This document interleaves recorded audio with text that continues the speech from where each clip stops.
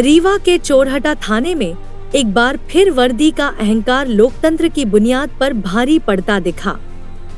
पीड़ित परिजनों का आरोप है कि पुलिस ने जबरन उनसे फर्जी दस्तावेजों पर साइन करवा लिए और जब उन्होंने कागज दिखाने की मांग की तो पुलिसकर्मी वर्दी का रौब दिखाकर जवाब देने से मुकरते रहे। हद तो तब हो गई जब पीड़ित के माँ बाप को तक थाने से भगाने की कोशिश की गई। जब इस अमानवीय रवैये की खबर पूर्व विधायक केपी त्रिपाठी को लगी तो वे फौरन मौके पर पहुंचे और डटे रहे।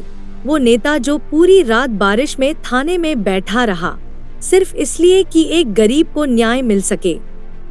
उन्होंने खुलकर पुलिस की कार्यशैली पर सवाल उठाए और सीएसपी ऋतु उपाध्याय से दो टूक कहा कि अगर वर्दी का मतलब ही अन्याय है तो फिर आम जनता कहां जाएगी। लेकिन सीएसपी का बर्ताव भी वर्दी की आड़ में दबंगई वाला रहा।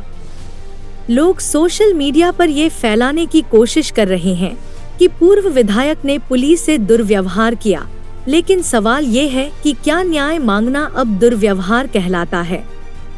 क्या जनता के चुने हुए जनप्रतिनिधि को अन्याय के खिलाफ आवाज उठाने का हक नहीं? दरअसल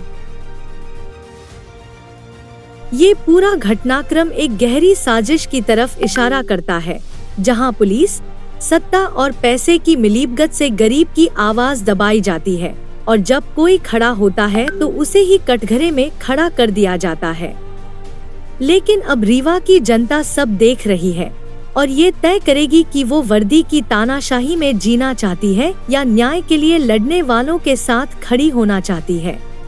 और छुप के सुबह से वो पुलिस से कह रहे हैं कि उचित कार्यवाही, उचित एफआईआर। आप लोग चोट देख रहे हैं।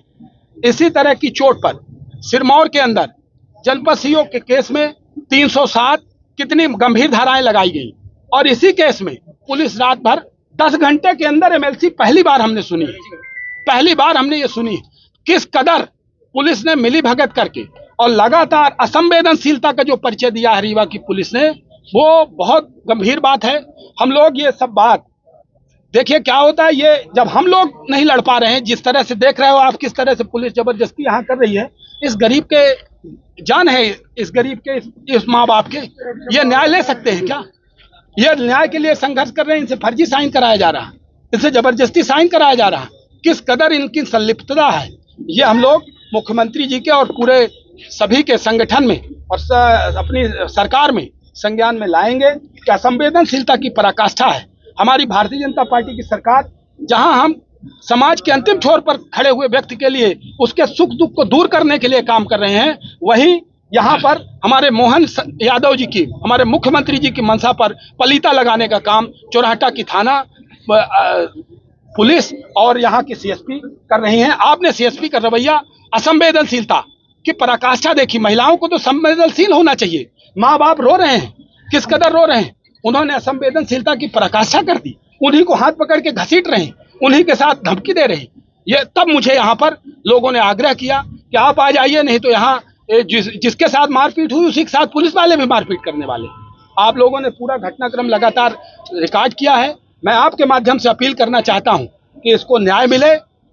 जिस तरह से इसको गंभीर चोटें हैं, हल्की फुल्की धाराएं लगाकर, थाना जमानती की धाराएं लगाकर पुलिस अपराधियों का संरक्षण करने का काम, अब पुलिस दबाव में है।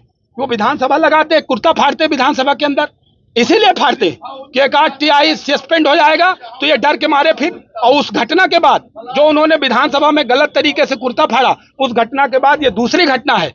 भागीरथी शुक्ला के साथ पहले मारपीट कराई और अब इस व्यक्ति के साथ भी, इस बालक के साथ भी, इस गरीब के साथ भी उन्होंने मारपीट कराई।